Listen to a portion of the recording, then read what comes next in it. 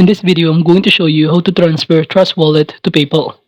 And by doing so, we're going to use this platform, this boomchange.com, in which from here, all you need to do is to simply enter here or choose the kind of cryptocurrency that you will send or transfer from your Trust Wallet. For example, USDT.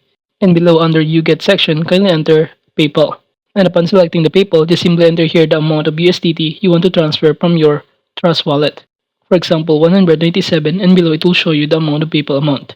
Then click the exchange button, and from here just simply enter your PayPal email address and click the continue button to proceed. And from here just check these boxes indicate that you agree to the terms of use. Then click the confirm button once again, in which you will be directed in this page and it will show you this wallet address that you need to send the amount of USDT. Then click I have paid once you have been sent the money using your Trust Wallet in here.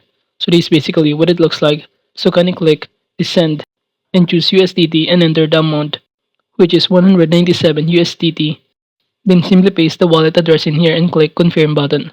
And after transferring the fund using your Trust Wallet, you'll be able to receive the money in here on your PayPal account.